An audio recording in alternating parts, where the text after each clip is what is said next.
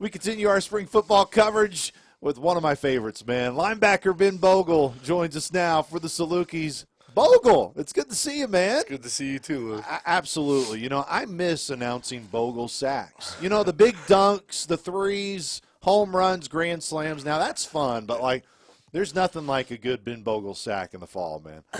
Yeah.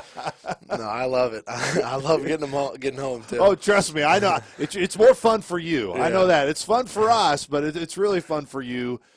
Just the excitement level to get back out on the field. Now, you guys have the winter conditioning. There's so much that goes into this that I don't think a lot of people on the outside truly understand. But when you start putting those pads on again for actual practice, what are the emotions like for you? Man, I love it. You know, just being able to be back out in the field with all your boys and, you know, trying to achieve one goal together, you know, it's something special.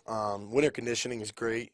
I personally love it because, you know, with something hard, you know, when you have to go through something hard and, you know, with a bunch of group of guys, you know, it builds a bond and, it, you know, I think it, you know, molds the team together and we kind of figure out, you know, who we can rely on and who's going to, you know, tap out, you know, earlier. So winter conditioning, yeah, it kind of like lays a foundation for spring ball and it kind of works us like as a team so we're all on the same page once spring ball happens. When you're on your side of the ball, and look, there are tough dudes on both sides of the ball and special teams, whatever. That's the point of playing the sport of football. But my point is you truly embrace the physicality part of the game, the hard parts of the game. And there's been so many moments, Bogle, where the games have gotten hard, and you can see that there's an extra gear that you go to. What is it about when you're pushed to your absolute limits? What do you enjoy most about that? You know, I just like Coach Max says, he's like, you know, bring him into the deep water, bring the other team into the deep water, and because you know you're built for this, you know that, you know, you're gonna outlast them, and you have another gear that you can push. Like, so you know, somebody always says you know you're only at 80% when you think you're at the most, or 70% when you think you're at the most, and you always have more to push. So, me personally, you know, I'm just. You know, I just go as hard as I can every play. I try to, you know, like push my gas tank and, you know, just try to help the team in any way I can. Has that something that's always been a part of your DNA, Bogle, or has that been like something you've had to develop, like when you got here? Because I know Coach Smith, Meade Smith, who I'm alluding to, does such a great job with you guys, you know, from the conditioning aspect and in the weight room. Yeah, no, I think I've always had kind of that trigger in my life. I think my brother Johnny, who's my older brother, kind of has that too, and I kind of try to model it my whole life after him. And I also think my little brother has that with him. But no, definitely when I first got here, I was not definitely in the shape that I needed to be on the field. And Coach Meade definitely was a huge part of my process, and you know how much, you know, my speed and my stamina and even my strength, like, you know, it's all climbed to another level from the time I got here. When you think to that redshirt year, Bogle, when you came in, I think 2022 was your first full fall here. Like, do you go back, like, look at photos, videos of yourself, and just, like, does it surprise you? I mean, the transformation that you've made? Honestly, last night I was looking at the spring of my true freshman year, and I was like, man, my face is a little chubby in this. You know, I'm like, man. And I remember, honestly, like in that spring, I was, you know, we'd go through like 4 or 5 plays, and I'd be like, golly, you know, I'm a little gassed out. But then, you know, fast forward to even last year, it's like, you know, I can go on a 15, 16 play drive and still be able to, you know, perform at a high level. You are a great example of someone who comes into a program, doesn't necessarily have the biggest role right away, but there were things that you had to grasp, had to learn. Sometimes people hate to use the term whatever, a project or someone that's up and coming within the program.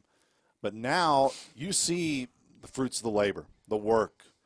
What about this whole process, Ben, have you enjoyed most? And what would be your advice to those who are maybe in your shoes back in 2022? Everybody wants to play. No one likes to be on the sideline and wait and have to do a lot of gritty, little detail work to get you better. What's your advice to those guys who were in your shoes in 2022 that look at you now? You know, just keep your head down and keep working. You know, nothing comes easy. if it was easy, everyone would do it.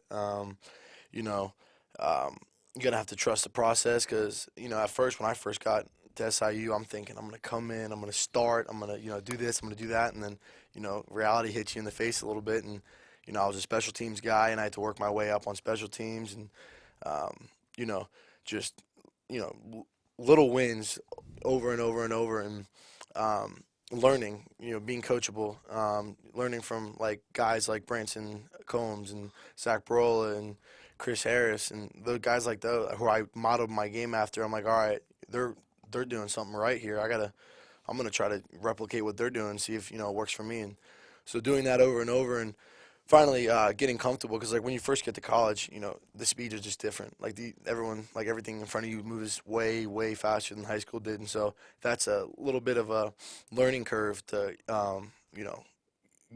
figure out. And so yeah, the only advice I would really give is just keep putting your head down, keep working, trust the process, and there's gonna be times where you doubt yourself, and you're like, man, I don't know. And then, there's days where there's good days and bad days. You just have to power through them both.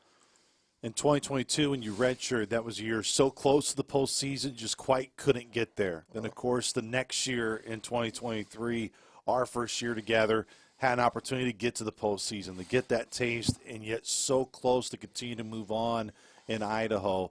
And last year, come up way short of that. And there's many things you can point to, whether the injury bug, whatever. But you guys as a team hold yourself to high standards, even if injuries happen. Yeah. How have you guys just approached that, Bogle, of, especially for you, someone who's had that taste of what the postseason is like, what it meant to go from that to completely missing and not having a chance to extend your season last year? Yeah. I mean, obviously it's, really disappointing that, we had the season we had last year. And if anything, I think it's, a motivation, because we know what it's like to make it to the postseason. We know what it's like to be a winning team, and so right now we're all just we got a bad taste in our mouth. We're like, man, we're a way better team than what we showed last year, and so we're trying to, obviously the injuries and everything, but that happens in football, and we need to have like the next man up. Next man up needs to be ready, so we can't really use the injuries as an excuse and stuff like that. So. But right now we're trying to make sure that everyone's on the same page at all times. We know who's a dog and who's not. We know who's willing to lay it on the line and who's not. So I'm just really excited for right now. It seems like we're all a tight group, and we're doing good things right now. So. This linebacker room has always been talked about in terms of depth, and there's so many. You get a lot of the recognition. Colin Bohannon gets a lot of recognition, as both of you should. But, man, Bogle, we were so impressed last year, even when there were times when you went out, when, of course, Bohannon goes out early, and it was just literally the next guy. You kept passing the baton, to use another just kind of paraphrasing and an example of what you guys were able to do. What is it about Coach Mac's room that all of you guys have just the utmost confidence and not just belief, but there's a work aspect to it? You guys know all of you put in the work to get to that point. Yeah, I mean, well, we got a tight group of guys, and we all, iron sharpens iron. We all want that starting spot. Nothing's clarified, nothing's solidified. Even freshman Ben Fiegel, like he's working his tail off right now in this camp. We have a lot of depth in this room, and I would feel comfortable with him going out there, just because the work ethic that we all have, and it's just iron sharpens iron, just on a daily basis. And so Coach Mack, he does a great job at pushing us to our limits. Especially me, and obviously I say especially me because I'm what he how he coaches me. I think he coaches everyone the same, but I feel like even anything in conditioning in walkthroughs on the whiteboard, like it's all he wants us to be perfect, and as we want us to be perfect, so I think Coach Mack does a great job in getting all of us ready so that the next man up. So I think he does a really, really great job in honestly all aspects. I think it's fair too, Ben, to say your interactions with Coach Mack are always calm, cool, never loud. speaking loudly with your voices. You guys don't, speak with body language. Both of you are just two calm, cool guys, right? Or maybe the exact opposite. Yeah, we get a little hot sometimes. It's because we care. Like first day of spring ball, I run out of a play and I made a tackle for a loss, and I'm thinking I did the right thing, and he's like, "No, I want you to do this," and so we're both going back and forth a little bit. And it's good, and obviously, I'll take the coaching because he knows Yeah. best. He's the position coach, and so he's just trying to make me better. And so in situations where I needed to be in that gap and not read out, he's always looking out for the best for me, for all of us, and to put us in the best positions for us to succeed. You guys as defense, Coach Prawn takes over overall as defensive coordinator. What have been the initial impressions here this spring of what's coming for you guys, what you like about your scheme that you're building towards? I love Coach Prawn as a coach and as a person. I really like, this defense. It feels like we're all gapped out, at all times. I really like, I really like the position that I'm in right now. It lets me to kind of play more free and a little more downhill, so I can, just be able to play my game. And I really, we rely a lot on the safeties to come fit, and I really do like that. And it feels like within every call we are very, we're gapped out, and we all know exactly what we're supposed to do. And so obviously it's a learning curve because it's a brand new defense, and we're seeing what works and what doesn't work. But right now, I'm really enjoying it, and I'm excited for what we can do with it. Everyone, look, how you guys look today is not how you're going to look come August for many reasons, because there's going to be so much improvement. There's many more practices that come.